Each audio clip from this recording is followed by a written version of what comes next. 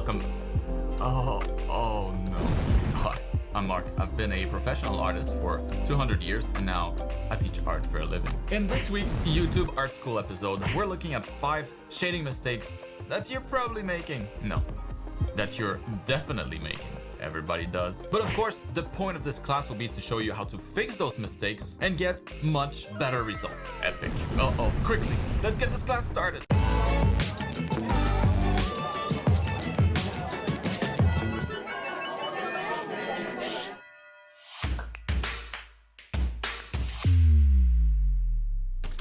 All right, class is in session. Pay attention, you hear me? Shading is hard. As a teacher, I see the mistakes that I'm about to show you in today's class all the time. Flat shading, muddy shading. Ugh. We'll look at 5 of the biggest mistakes that my students usually make. For a free art class, you're about to earn a lot of art XP. Wait, I just lied. It's not free. You're gonna have to pay the class fee of either 1 like or 1 sub. I trust you not to steal. All right, let's get started. The first mistake is definitely the most common. Flat shading. Ugh. No. Let's take this example here. It's always tempting to go right in here and start adding details with shading. That's the point, right? We add shading to represent the light hitting different surfaces and also the absence of light in the shadow. We use shading to convey form or volumes when the result looks flat though. It's usually because you went right into the details without giving proper attention to the supporting volumes. If I take this arguably pretty flat result here and add like overall shading, well, suddenly we have something that looks a lot more convincing. What did I add though? It's just this basic shading for the volume supporting the features. You should always start by shading the supporting volumes first. Make sure those are convincing and then move on to smaller and smaller details. Don't go into details too early. You're basically guaranteeing that you're getting flat results. Now, the second shading mistake is even more common actually. Don't use custom brushes to shade until you can shade with a basic soft brush. What? You're gonna tell me what to do? Let me explain. To start shading, I always recommend a soft brush, a brush with soft edges. Little to no texture. This will prevent a lot of problems that I see all the time when giving feedback to my students. And by the way, if you want to become one of my students, if you like how I teach, you should check out my art program. Video description students basic soft brushes? Good.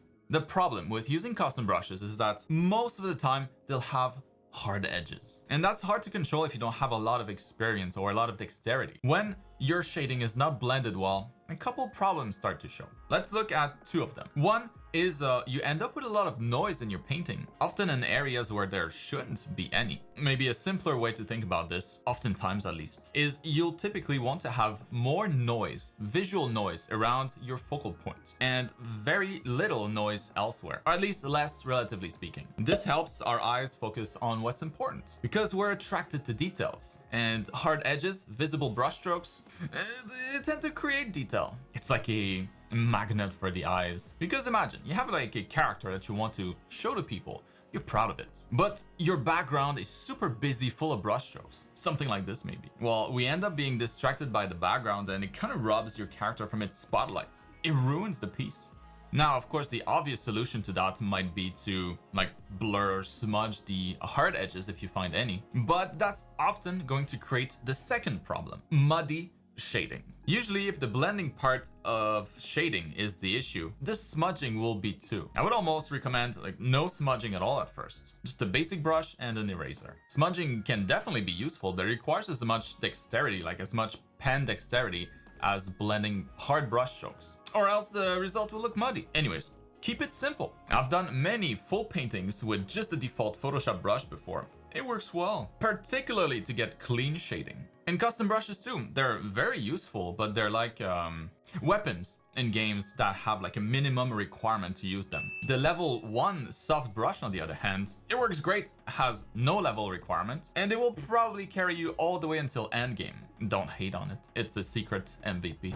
Now, the third shading mistake that I see my students make all the time, don't be afraid of contrast. Specifically, use the full range of values when shading. Ideally, we want to use it all, from pure black to full white and all the shades in between, unless you have like a specific style that requires a very limited value range for some reason. When you don't, your shading will oftentimes tend to look too dark or too bright, and that tends to look, let's say, unappealing. Usually from what I've seen though, it will tend to be specific to dark values, as in the painting will look too dark. Sometimes the shading will be too timid as well, too light. But how can you tell? How can you fix this? One thing you can do is take any of your paintings like this and bring up the levels panel to double check, if you're not sure that you're using the full range. The graph here should spread from left to right. So if you see something like this though on the other side, like there's nothing here, well, that means none of these values are being used. We can quickly solve this by just bringing the little arrows back to wrap around the area of the graph that is actually being used. And now this works much better. Ideally, we'd have gone for that in the first place. But I get it though. Contrast can be scary. It reveals flaws way more easily than when you have low contrast. But you don't have to go right into high contrast right from the start. When you start shading, for example, start with the midtones. Start with very, very low contrast. And then slowly start to build up your shadows first, maybe on a separate layer. And then once that's done, you can move on to the highlights, again on a separate layer, and build those up little by little. Just make sure that by the end, you double check your levels again to make sure that you're using all the values that you can. You don't want to end up with muddy shading. Now, moving on to the fourth shading mistake, not using references. Everything in art, all except maybe like your pen dexterity, is learned through observation. To shade properly, you gotta have a good example in front of you that you can observe. No references, no learning. And also, not all references are created equal. Just like I recommend that you paint using the full range of values, I recommend that you find references that do too. Avoid references that are under or overexposed, and also avoid photos that were not shot in a controlled environment by a good photographer. You want photos with good lighting. Light is what gives form to everything. There's an art in capturing it in photos. Good ones are those lit by more than one light source, coming from different directions where you get a lot of contrast in the values. And avoid using photos that were taken with a flash or with any kind of light source head on, where you lose all the shading information. Choose better references if you already use references, and start using references if you don't.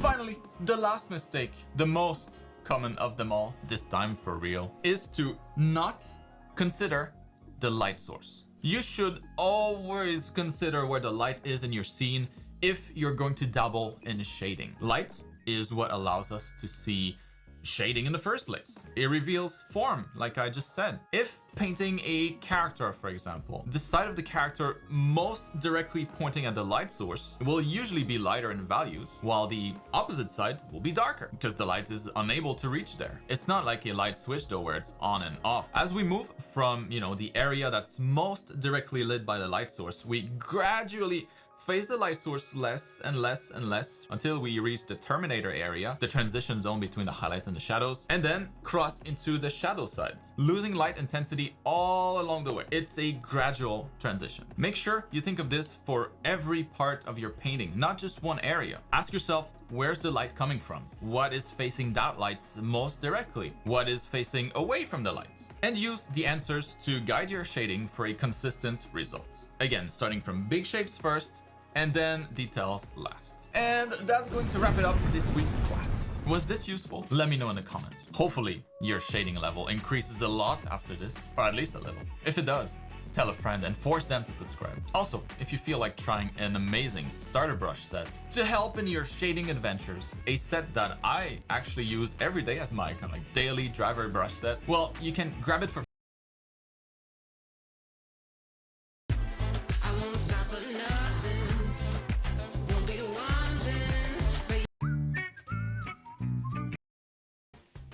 Drawing is difficult because the world is complex. But as we study nature, we see principles at work that we can understand and make use of.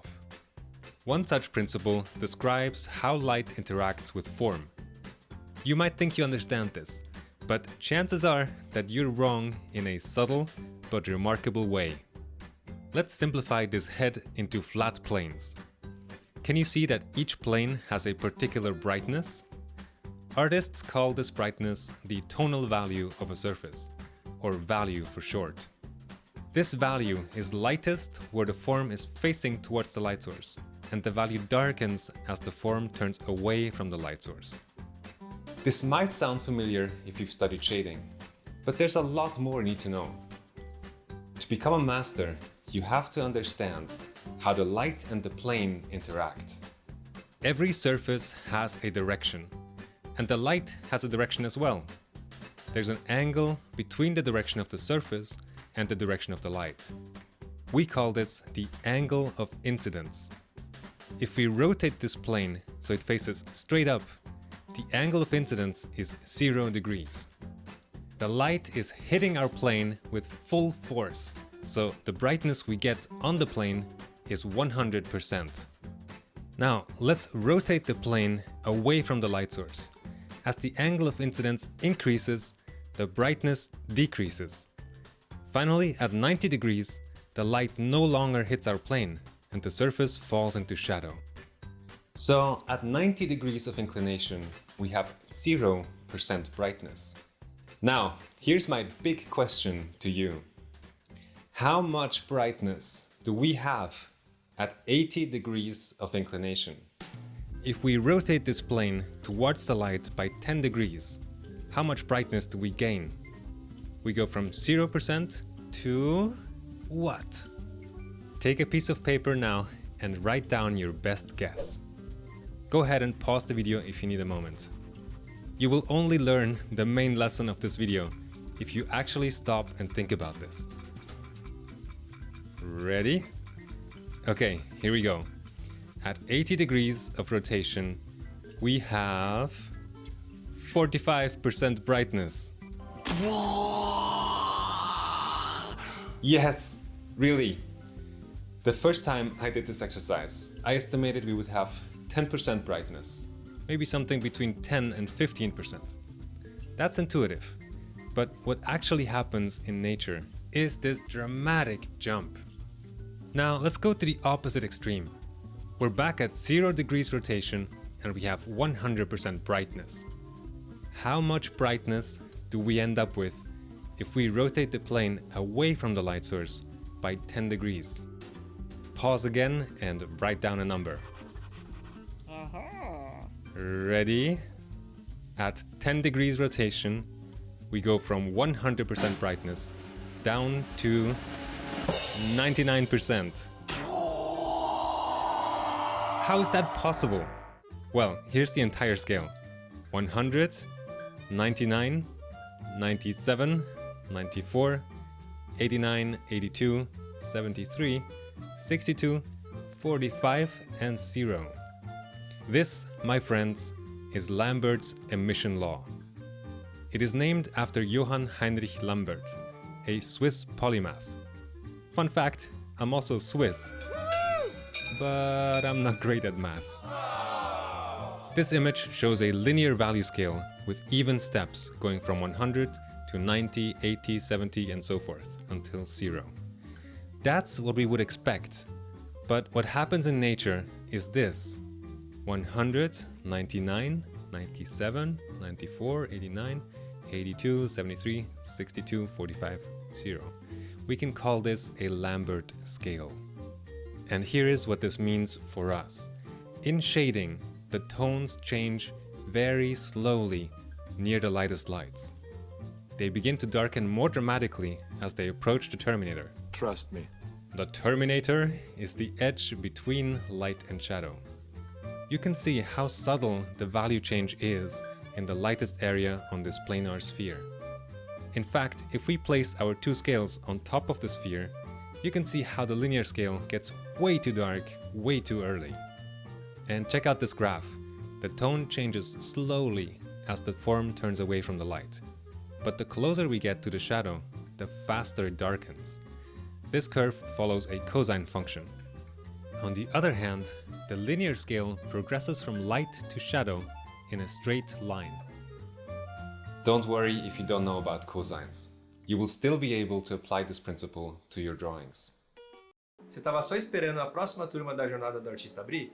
A hora chegou. As inscrições para a próxima turma da This might give you a new appreciation for some artists. It is possible to communicate a tremendous amount of form change with a very limited range of values. This requires sensitivity and control. You can develop both of these through practice. Here are a few of my works from my student days, and you can make strong drawings from observation without even knowing about Limburgian fall-off. I didn't know back then, but if you do know this, you can save so much time. Instead of guessing your shading, simply begin with the most noticeable value change, right next to the terminator. Trust me. Understanding this also helps you to avoid two common shading mistakes. The first mistake is to make the light halftones too dark. This results in what we can call dirty lights. Ugh. You're ruining the light effect if you go too dark too soon. To maintain a convincing sense of light, you have to make the value change in the light values very subtle. These are clean lights, and these are dirty lights. Can you see the difference? Dirty lights mean that your light halftones are too dark. The lights appear too similar to the shadows. Clean lights mean that you are respecting Limburgian fall-off. You're describing form convincingly and separating the light family from the shadow family. The second mistake is to not make the dark halftones dark enough. When you do this, you will see a light ring or a halo next to your terminator. Watch out for this in your shading.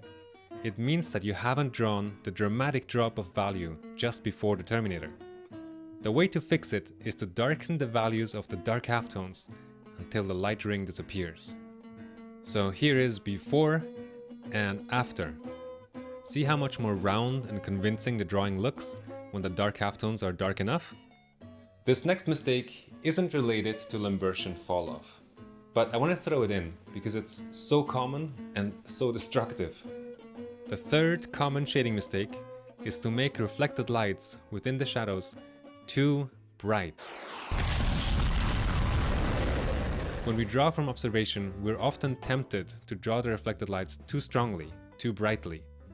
When we do this, the illusion of form is lost because the reflected light starts looking like halftones. So a good rule of thumb is to draw the reflected lights a little more subtly than what you see in front of you, or what you think you see in front of you. Here is before and after. Remember that rule that Stan has mentioned so many times? The lightest dark is darker than the darkest light.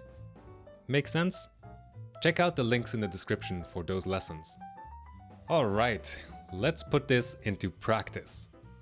One difference between a professional and an amateur is that the professional has a process. Here's the process. Establish the major proportional relationships. Then separate light and shadow by identifying the terminator. I'm a Terminator. Tone in the shadow family with a flat value. Then shade the dark halftones first. When you get to the lighter halftones, remember to keep the value change very subtle. And finally, make sure that your reflected lights are not too strong. A head is, in essence, an egg shape. If you can't shade an egg well, you won't be able to shade a head well. So let's build a strong foundation and draw an egg. You can follow along. Begin with an oval. It doesn't have to be perfect, but keep your lines light. To begin shading, separate light from shadow. We do this by drawing the terminator. Great. Now we can fill in the shadow. Now the most important addition we can make to shade this egg is to add tone where the value change is most dramatic. Where is that, you ask? Right next to the terminator, in the dark halftones. Remember the common mistake? Not making the dark halftones dark enough? Let's make sure we don't do that, so watch out for the halo effect. To add the reflected light, we could lighten the shadow with an eraser, but that's usually a bad idea. It's easy to erase too much, and that's exactly the problem we're trying to avoid. So instead, it's much better to create the reflected light by darkening the rest of the shadow. Keep it subtle. Now we can move into the lighter halftones. Keep your lights clean. We must change the value as the form turns, and we must do so with more and more subtlety as we approach the lighter halftones. And here we go, a nice, solid egg. Alright, if you've just been watching, now it's your turn. Draw an egg. Make it the most 3D, round, volumetric, realistic egg you have ever drawn. And don't just go at it all at once. Try using the drawing stages I recommended earlier.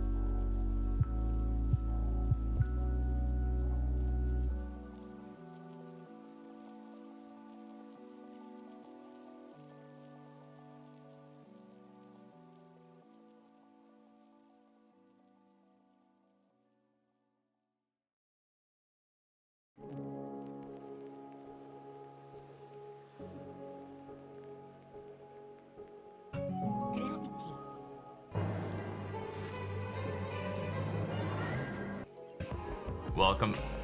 Oh no.